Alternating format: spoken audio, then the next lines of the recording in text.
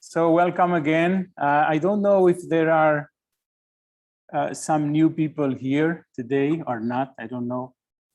So I will just remind you that in this School of the Word, we try to deepen in the gospel of the coming Sunday and in other readings as well, and try to take the most of it for our own lives. And that's what I am trying to do. Actually, what I will do today is just to read the gospel as if we were reading the gospel together, verse by verse, and then I will just share with you what I understand from each verse. Actually, it's very simple as that. Anyone can do it. So be ready. Next time, you can do it. It's just to read. It's just an exercise of reading, okay? So it starts off saying, our reading of the gospel, it starts off saying that Jesus was setting out on a journey. If you wish, you can have your reading before you. You can just read it verse by verse. So the first verse says, Jesus was setting out on a journey, and the man ran up and knelt down before him. And you know, from the first verse, we learned that Jesus was on a journey, and this is already meaningful. Jesus was in a journey. What kind of journey? Was it a vacation journey? Was it a family tour? Was it a business trip? What kind of journey was it? Because you know, this same passage, it exists also in the Gospel of Luke and the Gospel of Matthew. And none of them mention that Jesus was on a journey. It's only Saint Mark. This is the Gospel of Saint Mark. Only him says that Jesus was on a journey in this particular passage. Why? Because for Saint Mark, the one who wrote this story, the way, the journey has a lot of meaning. Actually, when the Gospel of Mark starts, you remember this passage, prepare the way of the Lord. There is a reference already to the way, to the journey. Prepare the way of the Lord, make the paths straight. This reference to the journey reminds us of the way of God. John the Baptist went ahead. But what does it mean that John the Baptist went ahead? It does not mean that he was working on the streets, working physically to prepare the roads. It means that in the way he lived, it was already, there was some similarities with Jesus. He preached, he was killed, he was a prophet. So John the Baptist went ahead, the way. Then Jesus made his way, and then these disciples will follow that way. So it's very important, this first verse, to remind us Jesus has his own way, and he's walking his own way. And this man ran up, and we don't know what he wants. We don't know if he wants to follow Jesus in his way, or if he has his own ways. We don't know.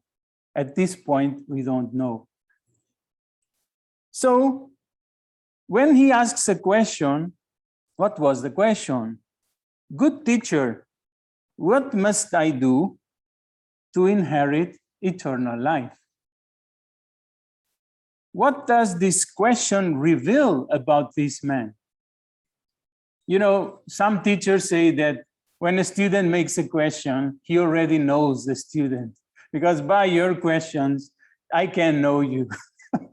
When we say something, and the teacher can immediately tell, where are you? If the question, depending on the type of question.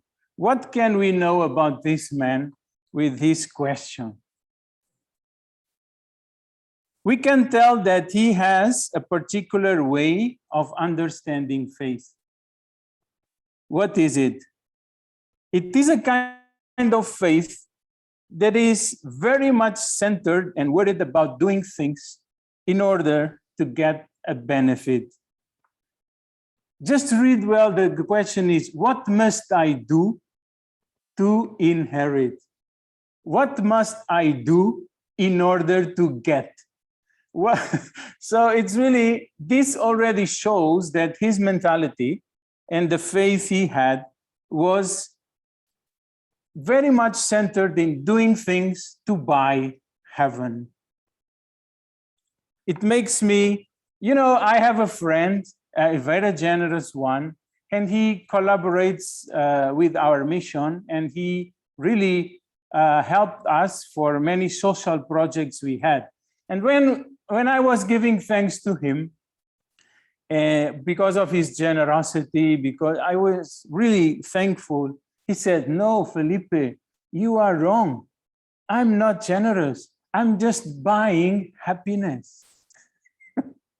Because he said, "I am so happy when I see the outcome of the project that I really like this happiness. So I just give this to buy this happiness." Oh my God. I don't know if he was joking, if it was serious. He said, "I'm not actually generous. I'm very egoistic. I'm just buying happiness."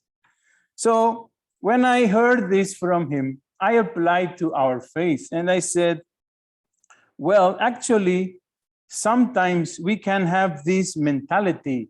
And the question of this man, by the way, he was not the young rich man. It's only in Luke and Matthew that he is young. Mark does not say that he was young. I think because Mark was thinking of us, so he wants this gospel to apply not only for the young, but also to apply to us. No?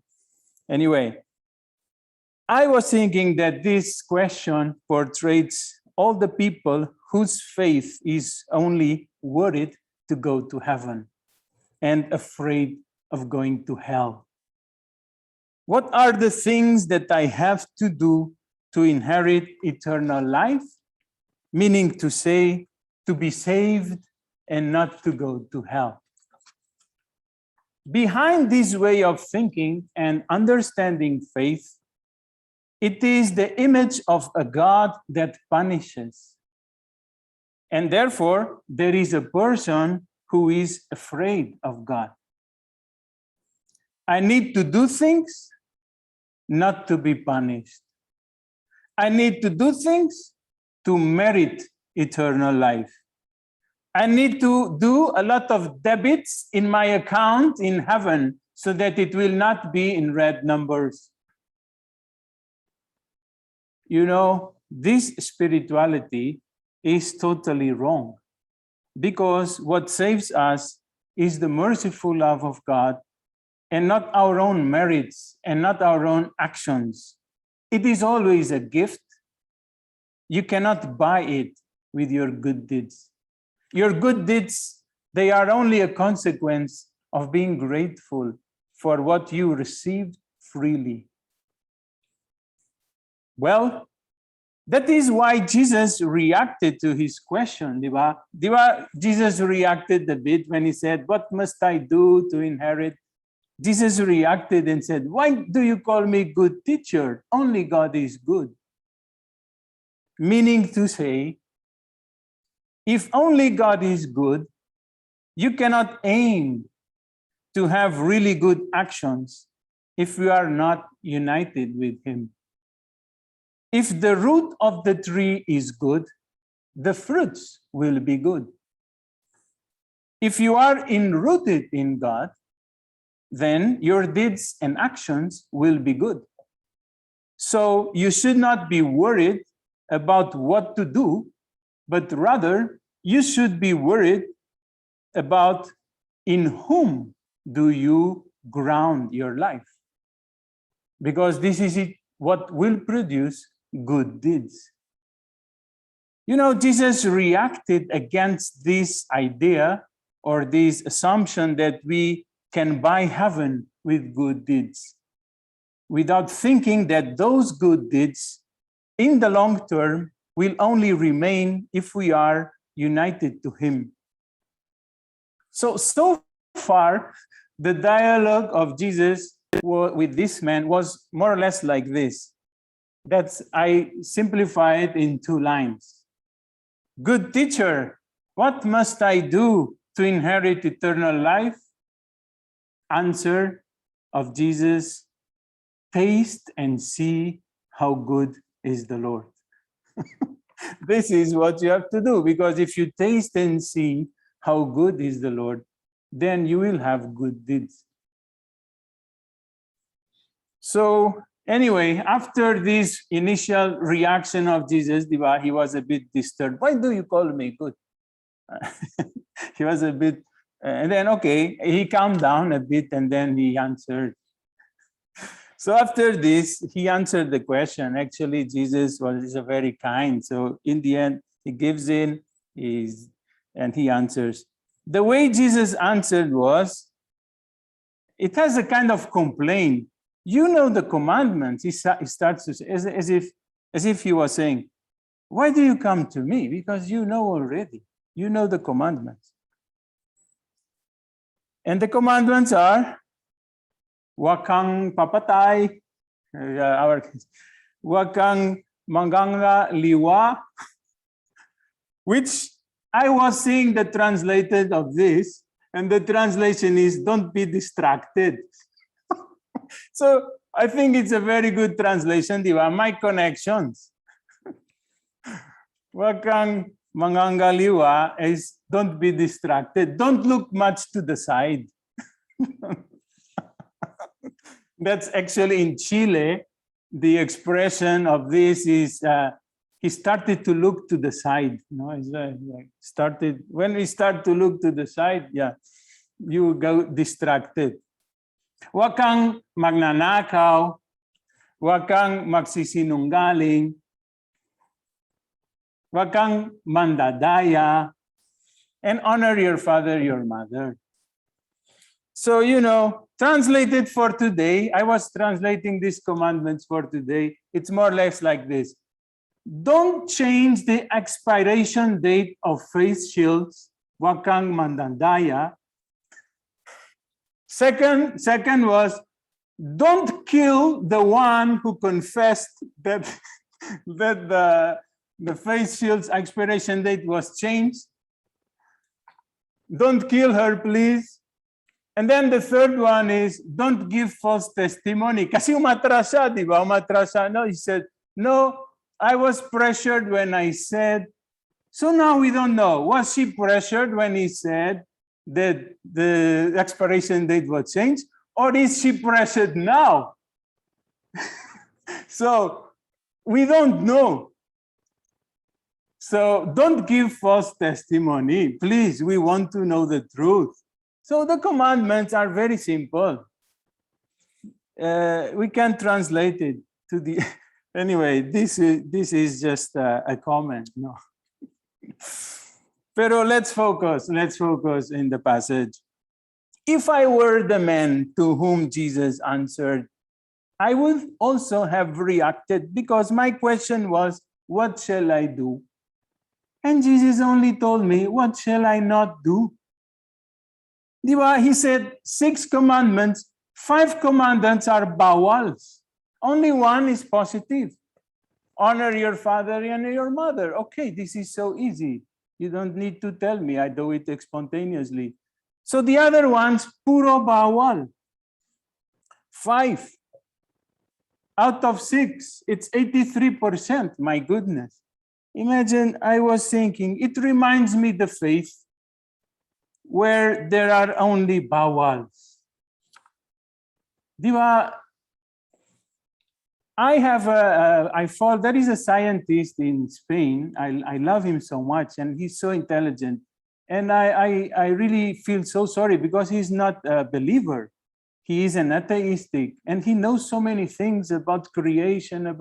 And so I'm always, why is this man so atheistic? And once he said, because I don't like the fact that something that started off so well, beautiful plan, all you are brothers and sisters, God is our Father. So beautiful narrative about creation, everything is beautiful. And then he says, why does it has to end up only in a list of bowels, only in a list of things that cannot be done? Why is it? He was also reacting against this. Don't do this, don't do that, don't touch here, don't touch that, just look straight, don't stop, don't taste. Is this what we can expect from God? Only bowels? Actually, you know, sometimes I have this image of the horses, diba, so that they can run so fast. They put something here that they cannot look left, look right. They just go like this. So sometimes our faith is just, it sounds like it is something like this. You cannot look up, down, just look straight, go straight. Don't ask, don't say, don't think, don't touch, don't. Anyway, if this is the case, if the only thing that we can expect from God is don't do this, don't do that, so why is it that we need to come to the school of the word? You know, if the only thing we can expect from God is to remind us the catechism and the things we shall not do and the things we shall do, why is it that we need to come to pray? It's already there in the catechism. You don't need to pray to know what is good and evil. It's already there. You don't need to pray if the only thing that you expect from God is commandments and not friendship and not dialogue and not initiative, creative love, creativity, think out of the box. If it has to be everything already that it is written, why do we need to pray half an hour? Why do we need to stay after the preaching? I just want to get some elements. I don't expect that God will tell me anything in half an hour. Imagine, after the guidelines, we have half an hour. Supposedly is to listen to God himself talking to us. No, why? I don't need to stay because God will not tell me anything.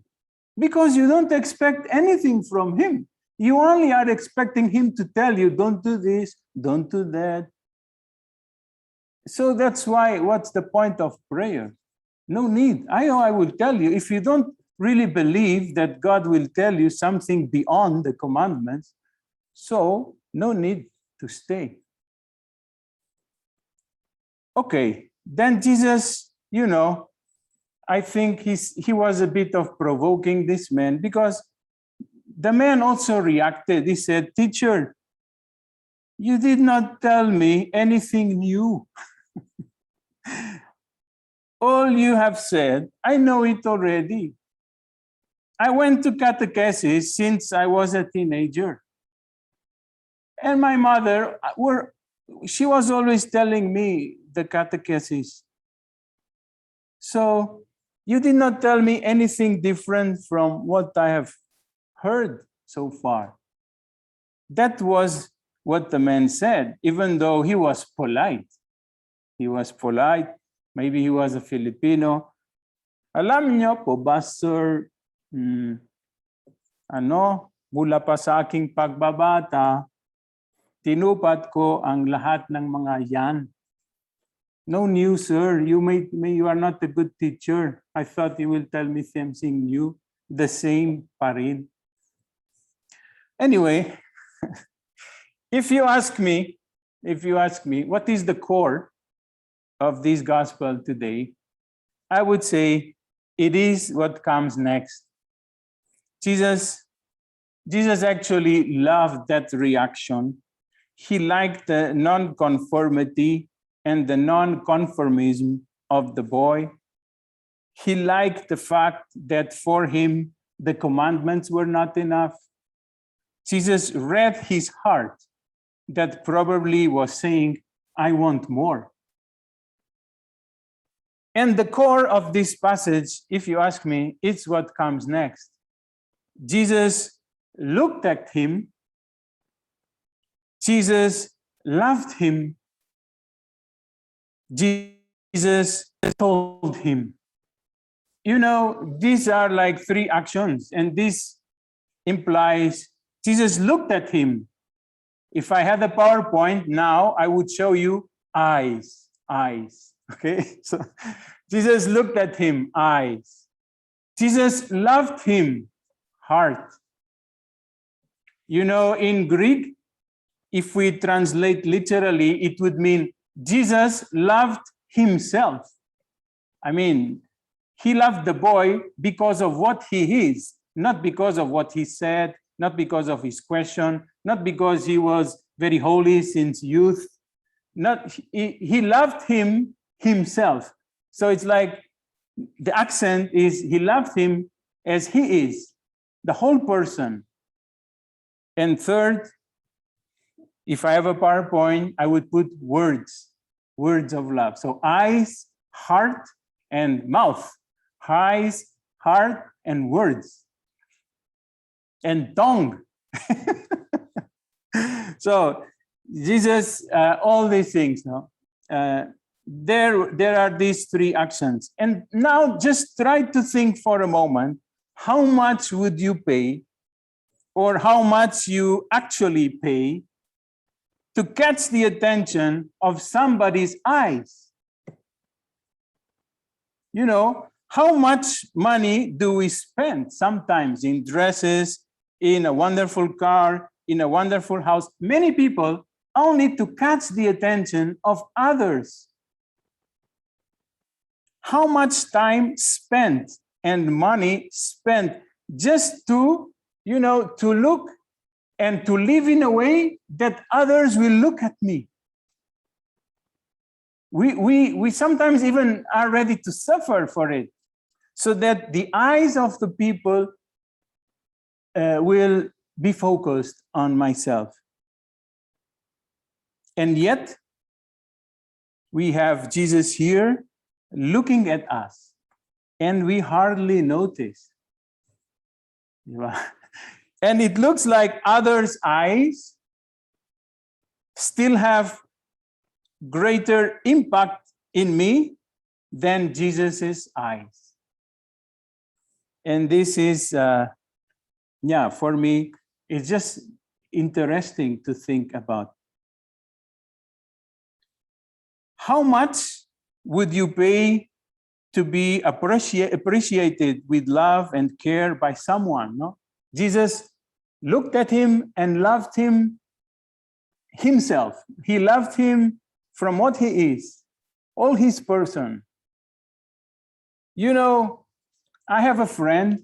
I met him last year in Portugal, and we used to do sports every morning because we wake up very early. And so we were playing tennis and running. And then he had a dog.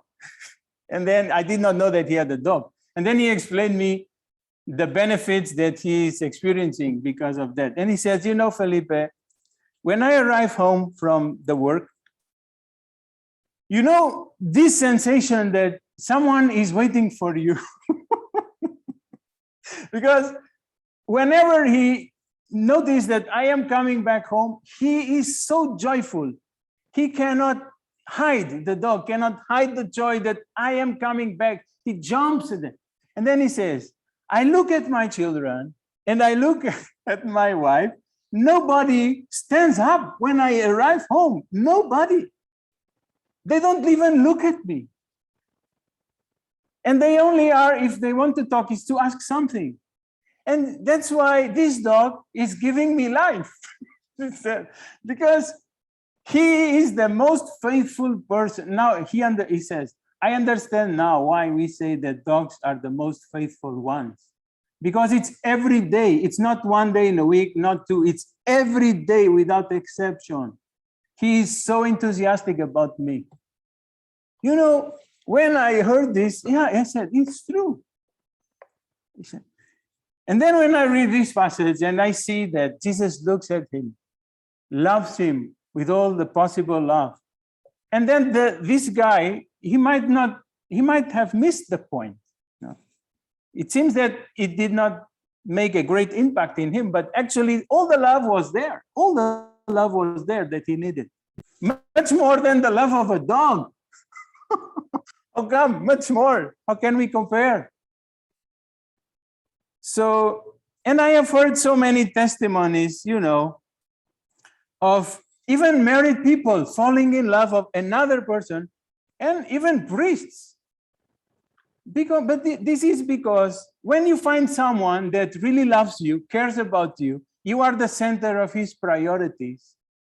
You are the center of his energy. You are the center without any doubt. Of course, you fall into this person. And that's why many married couples, instead of the commandment, love one another, they just change and love another one. It just changed 2 words. No? Love one another. This is at the beginning. Then with the time is love another one. So, because this another one shows more interest. So of course you will fall to the person who will give you much more attention. Of course, this is human. And so this is why it applies for everyone. So many times, even for priests, sometimes we don't love anymore what we celebrate. And I heard the testimony of a father who says, at the beginning, the first time of my Mass, the first Mass, my hands were trembling because it was too much to hold Jesus. My hands were trembling and Jesus was firm. But he says, after many years, my hands are already firm, patigazna, and Jesus is the one trembling. Because what will this priest will do with me, my God? He is so firm, like parang cold. He does not tremble anymore. He's not with a heart of flesh. He's with a heart of stone. Anyway, so this is just because Jesus looked at him. Jesus loved him. And then Jesus told him, he said beautiful words. How much would I pay for some words of appreciation? I have a friend of mine, he's very young, he's a doctor. He has cancer now, bone cancer. He was struggling 1 year with a very hard treatment. Finally, he went back to work, but with a lot of restrictions. He's really affected. And their workmates, the doctors, made him a welcome. You cannot believe, I saw some pictures. Words everywhere in the corridor, welcome back, you are a fighter, cakes, hearts in posters, the whole section of the hospital where he worked, with beautiful words of appreciation. Of course, the wife, she burst into tears. Everybody was, and we need these words. But I ask, do we have to be in that extreme situation just to listen to these words? What words of appreciation? How many words of appreciation do you listen during your day? Maybe only words putting you down, and sometimes even words coming from yourself, which is the worst. What kind of words do you listen? And yet we are here in front of Jesus, who has half an hour only for him, so that he can tell us all the words of appreciation. And what do we do? Jesus is in front of me with words of appreciation, words that can really read my heart, words that can guess my needs. He immediately understood what this man was lacking. Immediately. When he says, you lack one thing. So Jesus immediately, someone who knows my needs, someone who reads my wish beyond my words, no need of translator. You know that sometimes communication between men and women needs a lot of translation. I saw an advertisement in internet, translator for men, so that they can understand what their wives are telling them. And so the examples was like, for example, darling, do you know what day is today? And the man will say, of course, today is October 6th, October 7th. But what she was meaning is, do you know that we met in high school this day? So can you please take me out today and treat me? And that's what it means. What day is today? I thought it says October 7th. So what day is today could mean, can you please take me out, treat me, and go and have dinner with candles? So, you know, the man did not catch it. I did. Or for example, are you okay if I will play golf today? Yes. Yeah. No, this yes means no. That was the translator. The man is going to play golf. Are you okay? I will play golf. Yeah, okay, okay. And then he put the translator, no, this means no. And we have so many experiences, no? For example, even in our community, not only wife and husband, missioneras, the prayer is tomorrow at 7 o'clock in the morning. The missioneras wanted to change, they call us.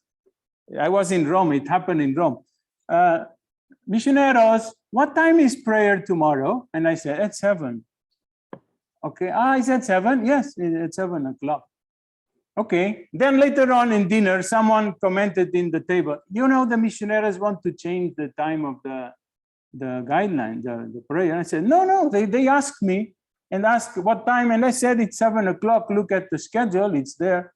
No, they want to change.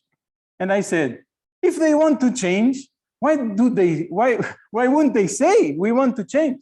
And then there was a married couple in the table and said, no, they already told you they want to change, but they said it in their own way. which is what time? So for me, it's what time is the prayer tomorrow? So I learned that it means, Filipe, missionaries, we want to change the prayer. But I did not. Anyway, sorry for this excursion. What I want to say is that with Jesus, no need of translators. No room for misunderstandings. He knows exactly what you mean. When you say, I've been doing this from my youth, he knows exactly that what you are saying is that there is something lacking in my life. I lack something in my life. And then that's why Jesus goes straight. Next verse, he says, he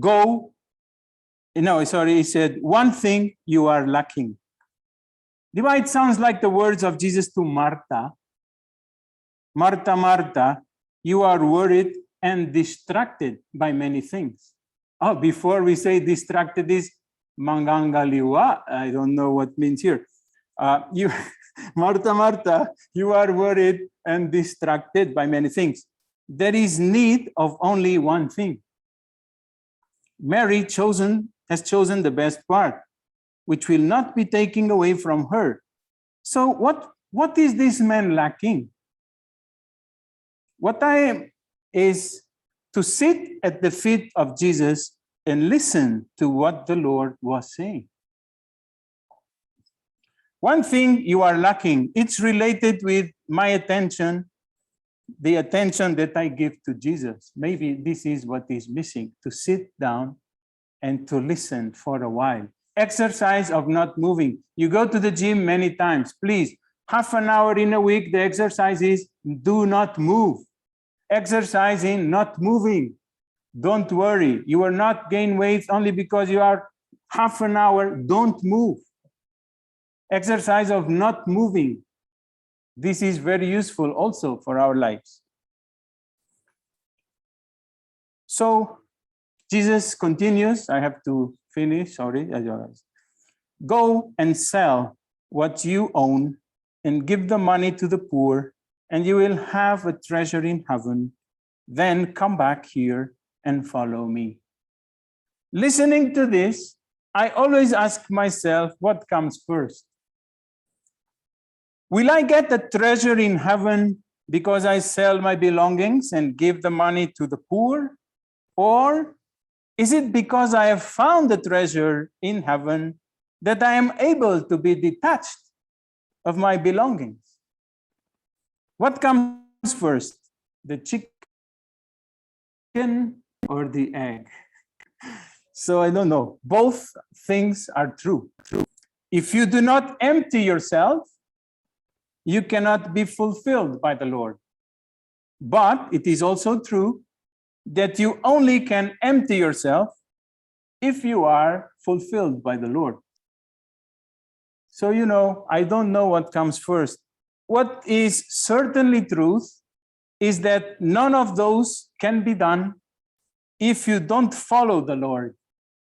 None of the things Jesus asked this man can be separated from the commandment, come and follow me.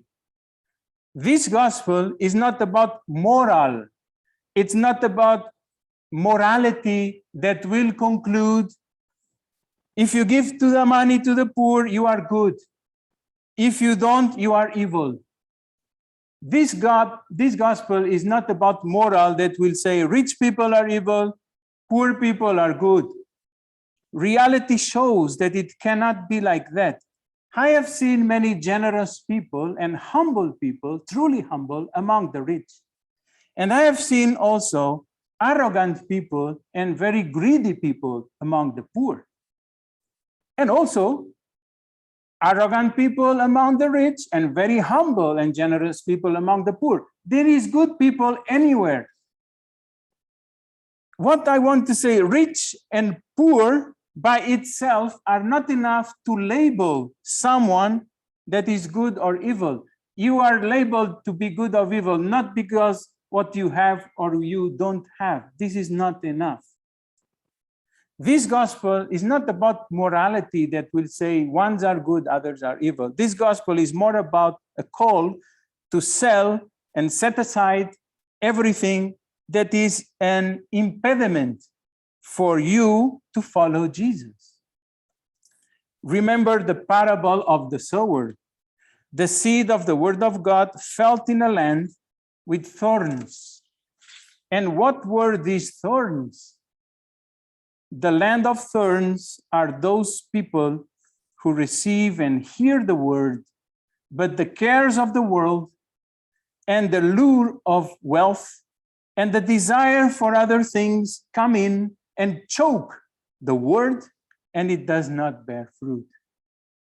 This is what this gospel is all about. In other words, Jesus is asking us to get rid of everything that does not allow the word of God to bear fruit in you. Like, for example, so many things to do that are not really necessary. The lure of wealth. In Tagalog, they say, yung sobrang pagmamahal. Sobrang pagmamahal. It's too much, no? Too much love for sobrang mamamahal sa kayamanan at dahil sa pagnanasa nila sa ibang bagay. So these are the kind of distractions that you have to get rid of it. Get rid of everything that does not allow you to find wisdom as a treasure. The first reading is incredible. This is the treasure that Jesus wants this man to get, and he missed the point. A treasure that is better than being a king or a queen. Imagine, scepter and throne. It's talking about to be kings and queens. So the treasure I want to offer you is better than to be a queen and a Miss Universe and a president, whatever. A treasure that makes gold and silver look like sand, a little sand. Imagine, what is the worth of little sand? A treasure more valuable than health and beauty. Imagine how we treasure health. In times of pandemic, it looks like this is the 100% value. Well, this treasure is even bigger, more valuable than health and beauty. I had to go to the dictionary because I did not know the meaning of this comeliness. So in the dictionary says, it's not only beauty, it's everything that makes you lovable, no? Lovingness, it's everything that makes you adorable, no? Adorable, it's everything. So this treasure is more valuable than that. A treasure that is more splendorous. You like to be glamour, diba? You like glamour, you like to be splendorous. Do you like it? Okay, so this treasure is more splendorous than light itself, because its splendor does not sleep, meaning to say it will not end. You will shine. You will have glamour for all eternity. You will be always shining. And a treasure that will bring countless riches. So many, infinite, that cannot be mentioned now in 40 minutes of talk. So after getting rid of all the distractions, that's what you can get. Isn't that worthy, this deal? Will you? No, I don't want this. I mean, if I'm your boss, I will fire you from the company because you will miss such a business. Mom, how can you miss this business? We are in the bankrupt and you are refusing such a treasure.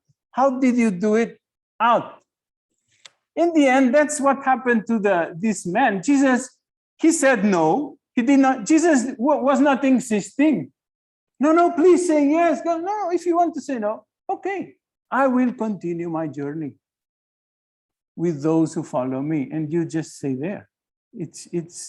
I mean, I don't need you to follow me. It's you who need to follow me. So this man was just left behind. So, just to finish, just note that Jesus is calling you the same way he called the disciples, the big ones. To the first disciples, he said, come and follow me. You can see it at the beginning of the gospel, Mark 1, Matthew 4. These were the words, come and follow me. The same words he says to this man, come and follow me. So we would have had 13 apostles, not 12. Jesus was calling him to be an apostle. He did not want. Jesus left him behind. And now, my question is, how would you like to be known by history? Apostle of Christ, whatever, St. James, St. Peter's, and Apostle of Christ, or you would like to be known by history by the man who had many possessions. I mean, that's the definition of the man in the end of the gospel. His face felt, he was sad, because he had many possessions. So what name do you like to have for history? How do you want to be called? How do you prefer to be known for history? Would you like to be remembered by history as the one who followed Jesus, or as the one who went away sad because you had a lot of possessions? And then in 100 years, where will be your possessions? In 100 years, wala na. So this is my reflection. I think this man missed the point. And you can read also Wisdom, Book of Wisdom, chapter 13, verse 3 to 5. When you have time, if not today, another moment. Mark 4, 18, 19 is the one of the parable of the sower, 4 verses 18 and 19. But the one of wisdom says, how can be men so nonsense? Because they were charmed by the beauty of creation. They were charmed by it. They felt in love with it, and they forgot the creator, the one who did it. How can they choose the gift and not the giver? I think here there is a choice that we have to make. Do you want the gift or do you want the giver? Do you want the beauty or the creator of it? This is the point of the Book of Wisdom, chapter 13. All the chapter, but especially verse 3 to 5. So read it and then make your choice. You can choose the giver and the gifts. No, I want all. I want the giver and the gifts. Okay. If you have the giver, most probably you will have also the gifts. If you only choose the gifts, then they will perish and no more giver. So better choose the giver and you will have all the gifts you want. So be smart, be consequent. This is what this man maybe. It's a mystery. Why he said no, I don't know. Nobody is blaming here. Nobody blames him. Nobody, if you see, there is no judgment at all. Nobody says he was bad, nobody, it's a mystery. We don't know why. Okay, thank you. Sorry, it was too long. I will close the session, or at least the guidelines, and enjoy your prayer. Read the readings because there is a lot of life there and joy and richness. Okay, thank you.